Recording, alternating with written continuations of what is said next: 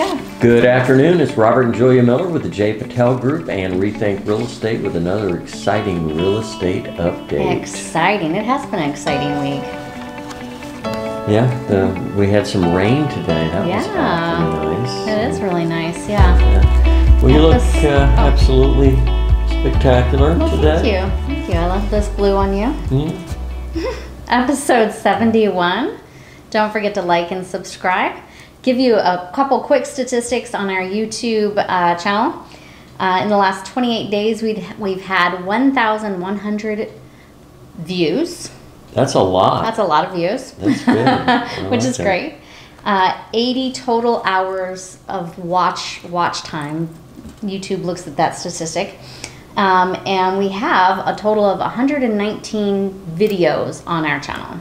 I had no idea we had that many. That is a lot of videos, a lot of content. So. We do a lot of walkthroughs. Sometimes it's of individual houses. Sometimes we'll do model house walkthroughs, amenities walkthroughs of different communities. So there's a lot of fun stuff there. Right. A lot of good stuff, yeah. A couple funny videos. So yeah, take a look. Have a watch. All right, well, let's get rolling. You got a quick joke for us? Oh, yeah. I burn like 2,000 calories every time I put on my fitted sheets on my bed.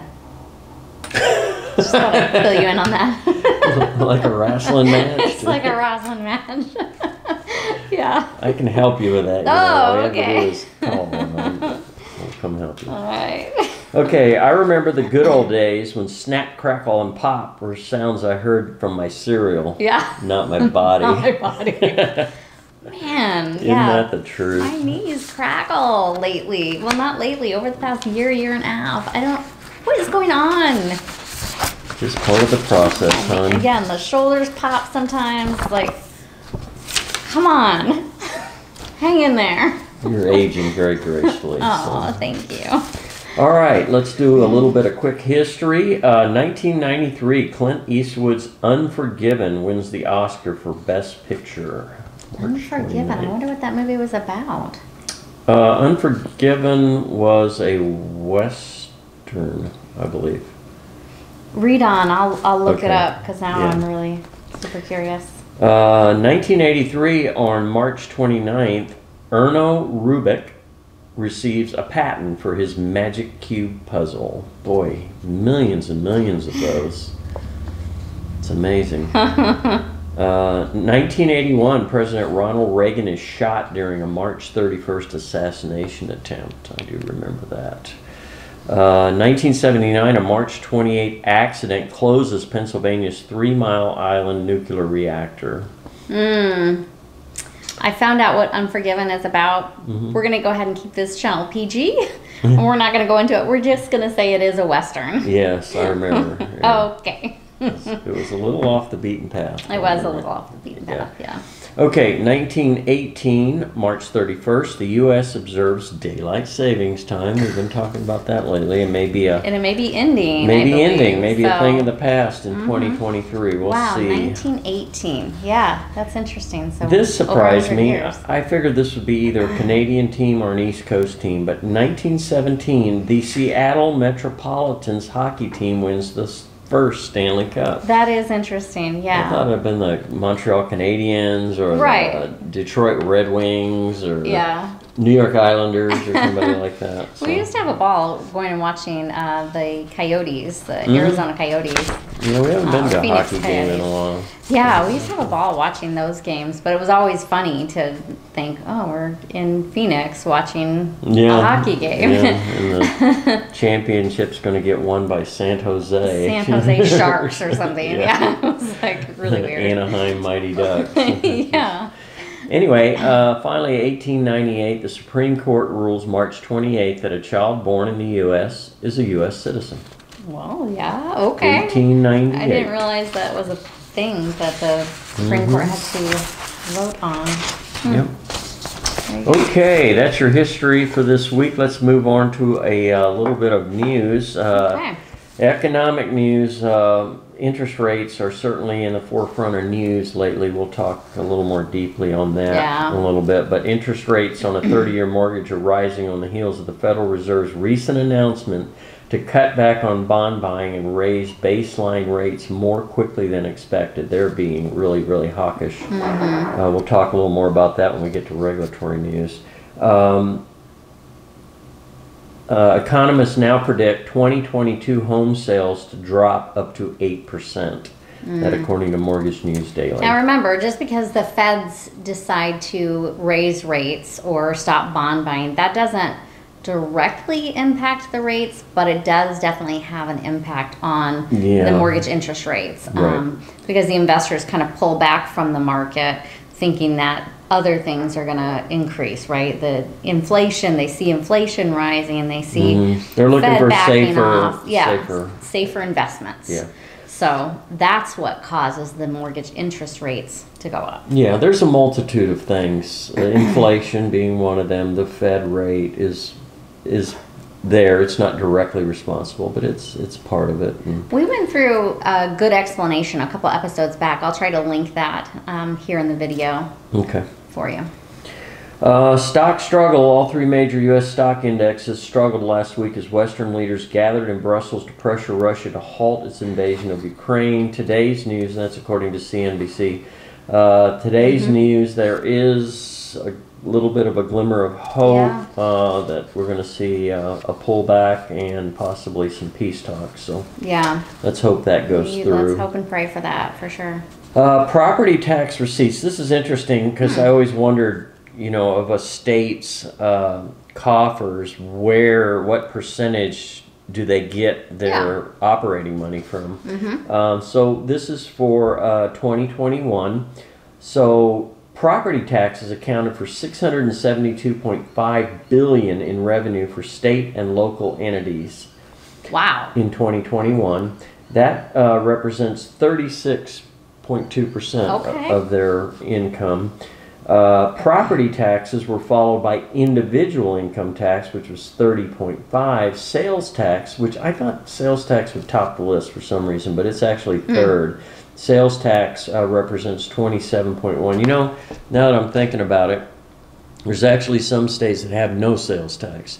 Yes. So when you're averaging it, you know, it's probably 27. It's probably higher in if you take out the states that don't have. Yeah. I'm sure Arizona is much higher than 27.1%.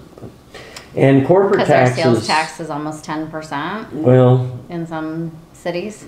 Yes. Yeah, it does go by city. Like if you're buying furniture, you should go to Glendale, not Peoria, to buy your furniture because I Glendale have has heard a that. lower sales rate. I have heard that. Sales tax, corporate taxes only accounted for 6.2%. There's the other percent. Okay, I was like, that doesn't quite add up. Not quite to 100? Not quite to 100, it was bugging me, So that's according to Eye on Housing. Okay. All right, in housing news, refinance nosedive, and again, this is kind of a continuation of the rate issue. Mortgage interest rates go up, refis go down. Refinance applications fell a whopping 14% just last week.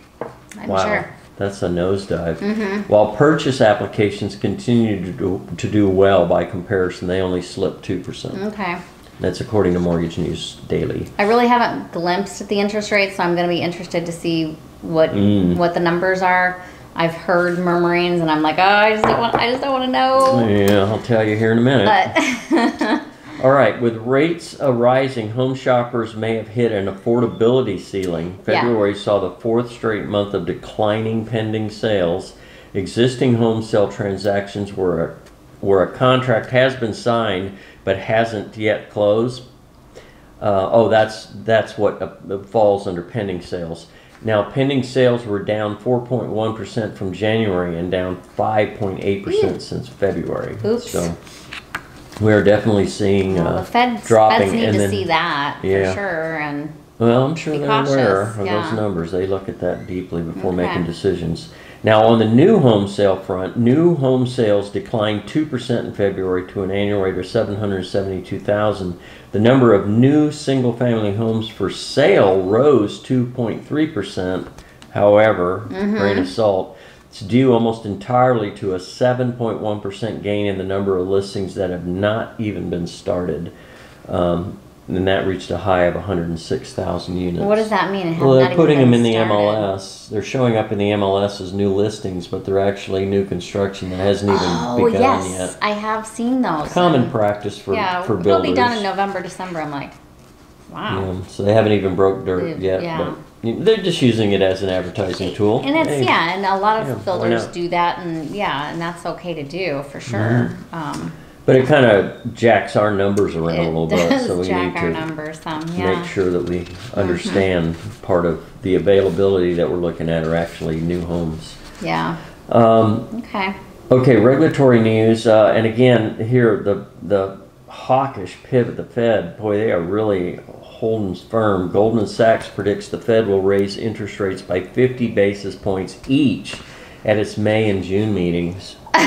Wow. Following last week's comments from Chair Jay Powell that the central bank must move expeditiously and even aggressively to keep the upward price spiral from getting entrenched. That according to Reuters. Wow. So they are dead serious about getting inflation under control.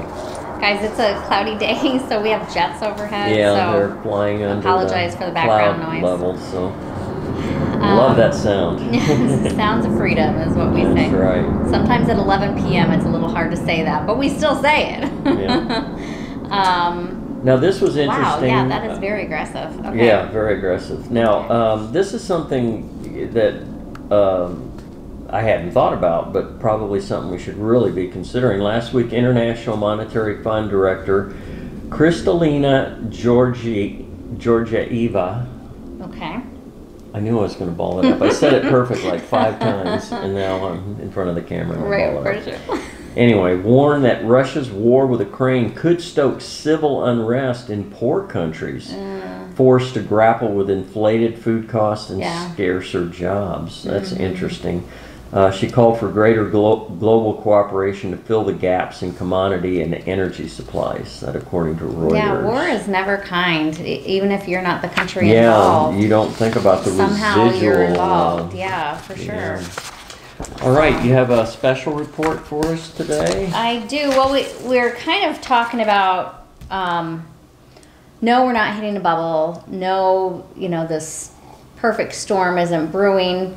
However, we've got some storms brewing. We're seeing some things that we don't like. Right. Yeah. So, and one thing that we kind of have talked about is rentals sitting a little longer on the active market. And I apologize, I haven't gotten statistics for that. We can certainly do that for, overall Peoria and Surprise, maybe just to kind of survey what's going on. But we are seeing flipping. And this isn't uncommon when prices are rising, for sure. New home sales in North Point and in Mystic here in our local zip code. We saw builders selling to investors turning around within 3 to 6 months or less.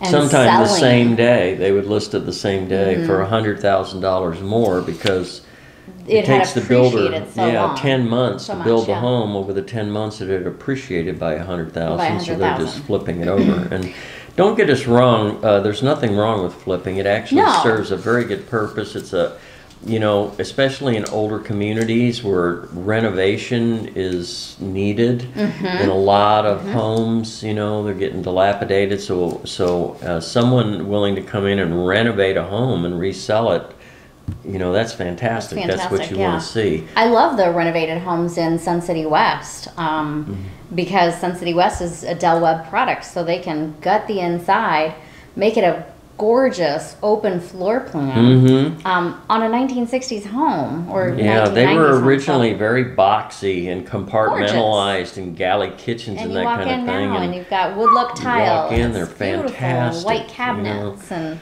quartz counters. Yeah, we work directly with investors and iBuyers both to help them achieve their goals and get that house back on the market as quickly as possible, get it resold.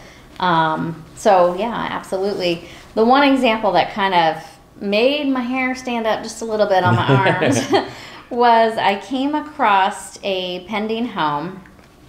The home sold from an individual seller to an iBuyer, July 2020. Okay. Absolutely. Yep. No problem there. No problem there. There was something in it that made me think that the home had been vacant the entire time.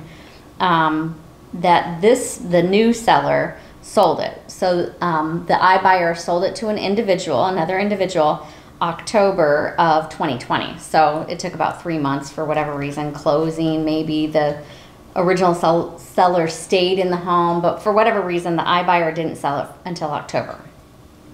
Maybe they had some renovations to do. Mm-hmm. So now this seller, the current owner, has it listed for sale. So there was something in the listing that made me think that they had never even moved into the home. So they are October of 2020. They are flipping purely for the profit, not. Yeah, and I didn't pull the price of it, but it's quite a bit more, obviously, than what she paid for it. The seller, paid for it. So that wasn't my concern. My concern was that it had sat empty potentially this entire time. Yes, and that's what we were seeing. Ghost now inventory. I see what you're getting at. Yeah, during the crash. Mm-hmm. A lot of false demand, people owning 4 or 5 homes just to turn around and resell them again for, 33% more than they paid for them. And nobody ever living in it. So then there's inventory out there just waiting, and buyers are saying, man, I wish I could find a house. Man, I wish I could find a house. And their friends are saying, well, this house 2 doors down from me has been empty for 1.5 years. Mm-hmm. What? Yeah, I'd love to live in that house. Yeah, and then it was back in the day, it was owned by a bank or somebody that you couldn't reach because they were an investor of some sort and just had it sitting empty for whatever reason. That really hits it on the head. That's the biggest difference between the crash and now, in that there was really no demand. Nobody wanted the home. Mm-mm. They were just buying it to try to flip it. So it was almost a pyramid scheme, Yeah. And it obviously came crashing down, where now there is actually demand. Mm-hmm. People, want to buy a house. They want to find a house to purchase, and they can't find it because the inventory is so low. So there's true demand right now, where that was all a house of cards. Mm-hmm. So yeah, that was kind of my concern is, are there houses out there that are sitting empty? Do you know of any? Are there some on your street where you're like, nobody's been living in that house for at least 1 year now? Mm-hmm.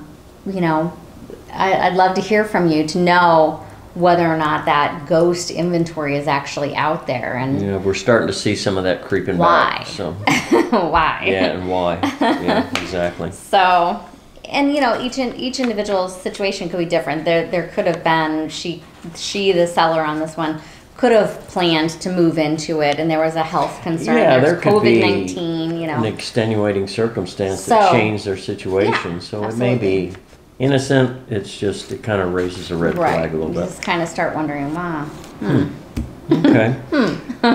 What else you got for us? So I ran across this too. These are interesting profiles. Who are today's buyers and today's sellers? So this is kind of a profile that was done. So despite shortage in inventory, home buying activities remain strong. We know that, right? Here are some key buyer statistics. 41% of buyers searched online for homes before looking in person. We thought this was kind of low. Seems like it's much higher. There is actually a 95% of all buyers use the internet at some point during their search, and I think that's more of what we were thinking of. 51% of buyers found the home they ended up purchasing online, which is not surprising at all. 94% of buyers were satisfied with the home buying process. Those are the folks that bought with a realtor. We like hearing that. Right. So what are some of the top buyer compromises? 27% of buyers made a compromise on the price of the home. Not surprising. Yeah. 21% of buyers made a compromise on the condition of the home. That also is not surprising. And I kind of thought this would be higher, so that's surprising to me. Yeah. There's some first-time buyer statistics that are kind of covered in the median down payment among all buyers, so we'll just cover that. All buyers had a median down payment of 13%. We've talked about that before. First-time home buyers, only 7%. They need to, a lot of people are under the belief that they have to have 20% down in order to buy a home. That's not correct. Yeah. As you can see, the average is 7%. 7%, yeah. And you can get a conventional loan for 5% down. Yeah, they have conventional loan products. There's still some PMI attached to it. Yeah. But the difference being with an FHA, the PMI is for the life of the loan, where a conventional loan, the PMI can be dropped after you do reach 20% equity. Yeah, so repeat buyers down payment, median down payment is about 17%. Right. On average. Our portfolio's not surprising. So looking at today's seller, who are today's seller, we know it's been a seller's market for quite a while now. So the average equity a seller had in their home is and was $85,000. That's nice. That's a lot of nice change. nest egg. 90% of sellers worked with a real estate agent. Bravo. Good choice. 68% of sellers used an agent that was referred to them or used one they had previously worked with. Yep, we definitely rely on referrals. So yeah, we work primarily by referral and repeat clients. We try to stay in contact with our clients, and whether it's through social media, whether it's through just calling them occasionally, stopping by, just to say hi. Yep, absolutely. Because they lose contact. People are like, well, I would have used my previous realtor if I remembered their phone number. Right. We don't want them to forget. Yeah, people are busy. They're not thinking about who's my realtor all day long. So yeah, exactly. Homes sold, this is not going to surprise you. Homes sold for a median of 100% of the final listing price. Pretty obvious. It used to say, it was funny, we used to have a formula, especially for Trilogy. 90% of list price, 90% of list price. And we would show that formula, give that formula to our buyers. Most homes in Trilogies sold for 90% of list price. No, it was a little higher than that. It was like 95%? 95 to 98. You could pretty much bank on that window, 95 to 98. As long as it was priced well. If it was priced way too high or... It depended on the situation. If it was like an estate situation where they just wanted to, get through the process from out of state as quickly and easily as possible, you might see one go for 95%. They might set it to lower. But pretty much 98% is what you saw. Now it's 100%. Yeah, it's 100%. And in some cases, 101, 102%. Yep. So. All right, so the majority of sellers are trading up. So what are our sellers doing? Where are they going?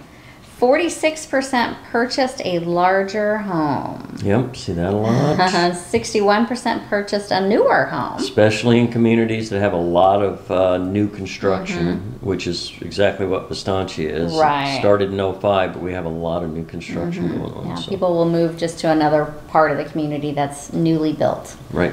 48% purchased a home more expensive than the one they're living in. Yeah, they have $85,000 in equity, so they can afford to do that. Why are they selling? A desire to live closer to friends and family. Robert and I discussed this is the most common for sure. Yes, they want to get back to closer to family, especially our active adult communities. When grandbabies start coming along, they want to be closer and be able to frequently visit. So for sure, it's probably number one. Their current home is too small. That's for those growing families. Growing families, households, yep. Current neighborhood became less desirable. We were kind of like, is it not being kept up? Right. Is it no longer under an HOA we talked about control? Growth around your neighborhood, maybe making it little busier than it was when you first moved there, that kind of thing. Yeah, you have a bunch of... or commercial moved in really close to your neighborhood, some commercial development. Right, and so you're you like, got trucks, noise, and that noise, kind of thing. Yeah, there's a lot of different reasons. So those are our buyer-seller profiles for current buyers and sellers. Okay, well here's your rate info. Unfortunately, rates did go up pretty dramatically actually this week. 30-year went from 4.601 to 4.934. Wow, okay, yeah. Wowzer. That's a jump. 15-year 3.761 jumped to 3.939. VA jumped from 4.305 to 4.658. Yeah. So I think we're probably in the next few weeks going to see the 30-year being over 5%. What wouldn't you say? So do you think by the end of summer we're at 7? Oh gosh, I hope not, but I don't know. But I mean, I hope not. Yeah. Okay, inventory. We are talking about possibly seeing a little bit of a slowdown, not a lot, but a little bit, and inventory is kind of reflecting that. We did creep up just a little bit. Last week we had valley-wide 4,417. This week we have 4,595. Peoria also went up from 114 to 119, and Surprise actually went down, but we talked about probably that is some of that new construction that got listed in the MLS and got pulled out. So it actually dropped from 179 to 166. Interesting. Okay. Trilogy at Estancia currently has 12 homes available. It got as high as 17 this week. Wow, okay. But has dropped back down to 12 now. 12, okay. 615,000, the most affordable. 1,195,000 is the most expensive. The Village has 6 homes, not very many. Most affordable, 430,000. The most expensive, still sitting at 1,149,000. Okay. Blackstone Country Club only has 1 home available, $825,000. Portobello has 3 homes available, 630,000 being the most affordable, and 845,000 tops the list. Sun City Grand has 24 homes available, 299,000 being the most affordable, and 729,900 is the most expensive. Sun City West has 41 homes available. That same home is available for $190,000. I think I actually looked at it. I did too, and it doesn't back to like a busy road or anything, but it's a 1-bedroom, 1-bath, less than 1,000 square feet, and it shows horribly, and the pictures are horrible, and so you know, it's just not very appealing. If you're going to list your home, bring a professional in to have the pictures taken. Okay, the most expensive home in Sun City West, $879,000. Westbrook Village has 2. Check this price range out. One is $440,000. One is $450,000. He always has a tight range over there. That's some serious competitive market there in Westbrook. Yeah. Oh man. Okay, well that's our report for this week. Hope everybody is having a blessed week and enjoy the weekend. Enjoy this rain. A little cool off. I think this is it, right? There's only rain today, and then we'll get sunny and warm up. No, we still have a little chance of rain tomorrow, unless they've changed it. I haven't looked today, but there was a slight chance. It's going to be in the mid-80s, though. That's going to be great. So the rest of the week through the